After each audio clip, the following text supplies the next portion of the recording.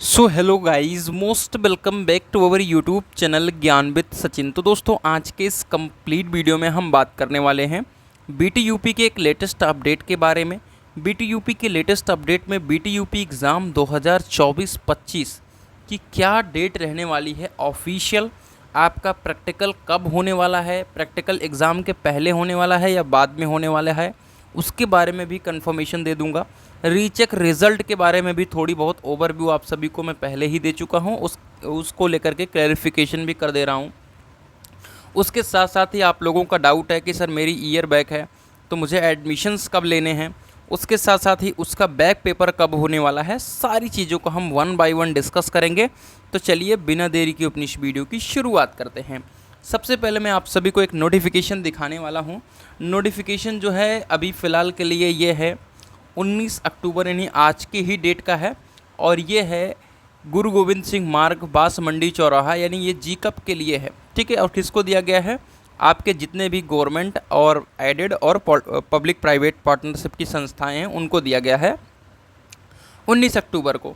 इसमें क्या है कि 7वें चरण यानी 7th राउंड की काउंसलिंग के पश्चात जो भी सीटें रिक्त हो गई हैं उस पर क्या किया जाए, स्पॉट काउंसलिंग करा करके प्रवेश दिया जाए।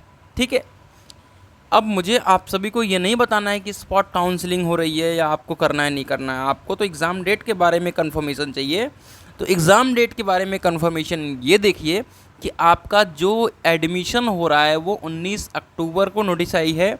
जो एडमिशन हो रहा है मेरे प्यारे साथियों, वो 23/10 तक एडमिशन करा रहे हैं ये लोग, है ना।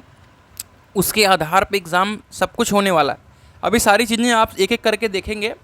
उसके पहले मैं समझाने की कोशिश कर रहा हूँ कि आपका रीचेक रिज़ल्ट कब तक आ जाएगा। ठीक है, आप सभी बहुत सारी वीडियोस देखते होंगे, बहुत सारी चीज़ों को देखते होंगे। उसमें यही कहने का मतलब है कि अभी आपका पीडीएफ फॉर्मेट में हर एक चीज़ रेडी है और आप बहुत कम समय में 20 से 25 दिनों में आपका रिज़ल्ट आ जाएगा, जो कि आप सभी को बता दूं कि पूरी तरीके से इम्पॉसिबल है। इम्पॉसिबल है। इम्पॉसिबल क्यों है मेरे प्यारे साथियों? क्योंकि इनका जो सर्वर वगैरह है सब एकदम, आप कह नहीं सकते, मुझे कहना नहीं चाहिए, बट उस तरीके का है। अभी आपको पता है कि आप अपनी कॉपी नहीं देख सकते। इन्होंने कहा कि मैं आपको कॉपी दिखा रहा हूँ, उसमें दिखा रहा है अपलोडेड अपलोडेड। अरे भैया, कब अपलोड करोगे तुम लोग? इन लोगों का काम इस तरीके से है।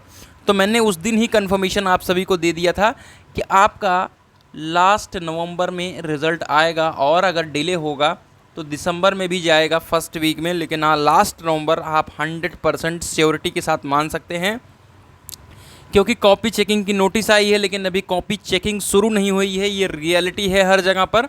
दूसरी बात, आपको पता है कि 26 या 27 के बाद से आप सभी की छुट्टियां स्टार्ट हो जाएंगी और लगभग 6 तारीख तक छुट्टियां रहेंगी, यानी 10 दिन। कहोगे टीचर की छुट्टी नहीं, उनकी भी छुट्टियां लेती हैं, क्योंकि जो हॉलीडेज़ पढ़ते हैं उसके पहले 2 दिन की आप छुट्टियां ले सकते हो साल भर में, वो उनकी छुट्टी रहती है। तो उसमें ही वो चढ़वा लेते हैं अपनी छुट्टियां। मतलब पूरे साल में 2 ऐसी छुट्टियां होती हैं जो हॉलीडेज़ के पहले करते हैं। तो मेजॉरिटी ऑफ लोग जो हैं वो 2 दिन पहले ही से, जब उनकी मेन छुट्टी होती है उसके 2 से 3 दिन पहले वो चीज़ को अप्लाई कर देते हैं। तो काफ़ी ज़्यादा छुट्टियां रहने वाली है। तो और उसके बाद जो अगले 20-25 दिन बचेंगे उसमें ही जा कर के सब कुछ होने वाला है। तो लास्ट नवंबर और फर्स्ट वीक ऑफ दिसंबर में आपका रीचेक का रिजल्ट आ पाएगा। अब बात करते हैं बैक पेपर की। देखिए, बैक पेपर जो है मेरे प्यारे साथियों, वो आपको पता होना चाहिए। जैसे आपकी फर्स्ट सेम में बैक है ना, फर्स्ट सेम में बैक है, या आपकी थर्ड सेम में बैक है, या आपकी फिफ्थ सेम में बैक है, तो आपको पता है कि ये जो एग्ज़ाम होगा ये ऑड सेमेस्टर का होगा, जिसमें फर्स्ट सेम का एग्ज़ाम होगा, थर्ड सेम का एग्ज़ाम होगा और फिफ्थ सेम का एग्ज़ाम होगा। तो आपका फर्स्ट सेम का जो भी सब्जेक्ट होगा, ठीक है, जैसे नए बच्चे जो पेपर फर्स्ट सेम के दे रहे होंगे उनके साथ ही आपका बैक पेपर भी करा लिया जाएगा। लास्ट टाइम क्या हुआ था कि इलेक्ट्रिकल का एक साइड में करा लिया था इन्होंने, क्योंकि इलेक्ट्रिकल सबसे ज़्यादा डिमांडेड ब्रांच रही है इस बीते साल 2 सालों में, और मेजॉरिटी आप बच्चे इलेक्ट्रिकल के हैं। उसके बाद आपके मैकेनिकल प्लस अदर ब्रांचेज, ठीक है, उसमें बैक पेपर नहीं, इसमें back paper electrical plus back करा लिया था और इसमें ये करा लिया था। तो कुछ इसी फॉर्मेट में फ़िलहाल इस बार एडमिशन्स बहुत कम हुए। पिछले साल के अपेक्षा 1,08,000 हुआ था, इस बार मेरे हिसाब से 60,000 के समथिंग एडमिशन हुआ है। तो कहीं ना कहीं आपको आसानी से जितनी भी ऑड बैक हैं आपकी वो देने को मिल जाएंगी। अब मैं आपको बता दूं कि स्पेशल बैक, जो स्पेशल बैक पेपर होता है, एक स्पेशल बैक पेपर होता है, यानी अगर आप फाइनल ईयर के बाद पेपर देते हो तो वो स्पेशल बैक में आता है, किसी भी फर्स्ट सेम का हो, चाहे second, third, fourth, fifth, six, ठीक है। तो उसमें क्या होता है कि जो कम सब्जेक्ट्स होते हैं उनका बैक फॉर्म भरवा लेते हैं लोग। तो हो सकता है कि आपके कोई ऐसे सब्जेक्ट्स हों जिसमें बहुत कम बैक की संख्या रहती है, तो उसमें भी आपको पेपर देने का मौका मिल जाए। क्लियर हो गई बात? तो आपको पता चल गया है कि फर्स्ट, थर्ड और फिफ्थ सेम में लगी बैक का पेपर आप दे पाओगे 100%। और भी जो पेपर्स हैं वो शायद आपके लिए चांस बने, वो लास्ट में नोटिस वगैरह जब सेंटर वगैरह लिस्ट आती है, हम वीडियोस के माध्यम से हमेशा एक 1-to-1 जो है बताते रहते हैं, तो वहाँ पे वो क्लैरिफिकेशन हो जाएगा। लेकिन अगर आपकी फर्स्ट, थर्ड, फिफ्थ की बैक है तो तैयारी करना शुरू कर दो अपने जो भी सब्जेक्ट्स की तैयारी कर रहे हो उसके साथ, ठीक है। अगर आपकी क्या नाम है first sem, third same, fifth sem की बैक है तो उसके नोट्स को आप प्राप्त कर सकते हो। कहाँ से प्राप्त कर सकते हो? देखिए, अगर फर्स्ट ईयर की बैक है, फर्स्ट सेम की बैक है, तो आप कोर्स परचेज कर सकते हो ऐप पे जाके, ठीक है। समझ गए आप? ऐप पे जाने का मतलब ये है कि अभी जो पुराना सिलेबस है उसको ही आपको पढ़ना है। क्लियर हो गई बात?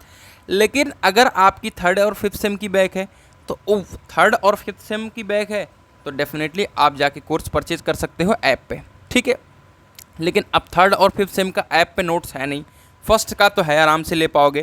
तो अगर आप थर्ड और फिफ्थ का है, थर्ड और फिफ्थ का ऑलरेडी मौजूद है, ठीक है, तो उसको भी आराम से आप परचेज कर पाओगे अगर आपकी बैक है, ठीक है।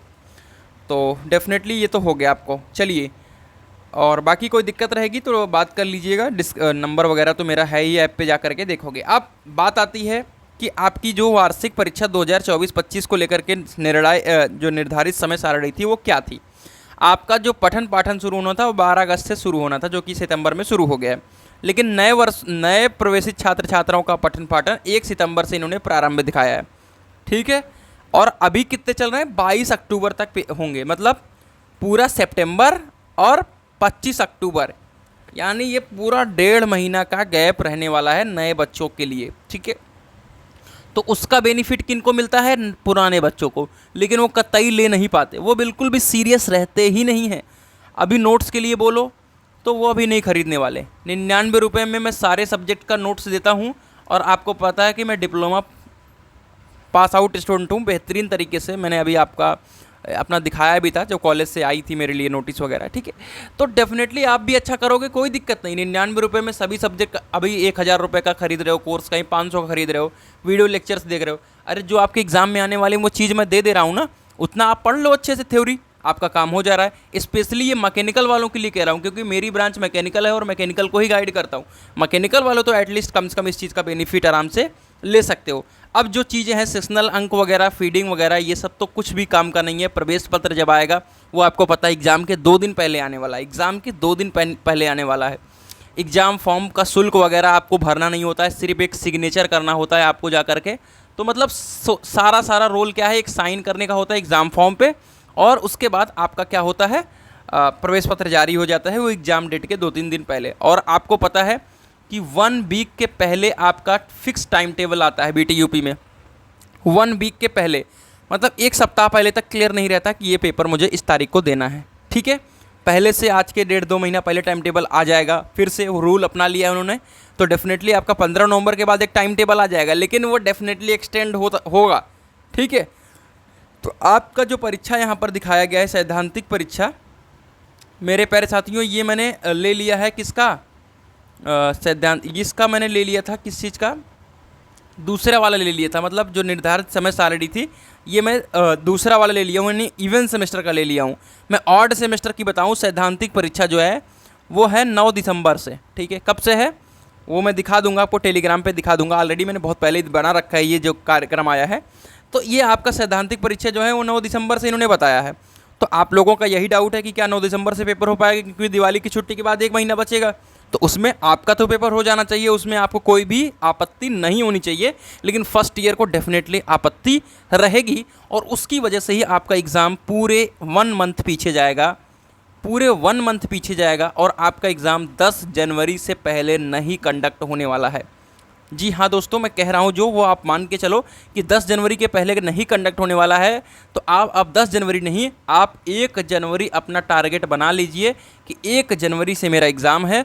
और बीते इस 2 महीने में आप बहुत ही कड़ी मेहनत करके आराम से हर सब्जेक्ट में 35+ का स्कोर करेंगे और डेफिनेटली सब कुछ अच्छा होगा। तो आपको एग्ज़ाम डेट भी क्लियर हो गई है, बाकी नोट्स वगैरह के बारे में भी बता दिया हूँ। तो ये कैसी रही वीडियो ज़रूर कमेंट करके बताइएगा। मिलते हैं एक नई वीडियो के साथ, तब तक के लिए bye bye, take care, love you all.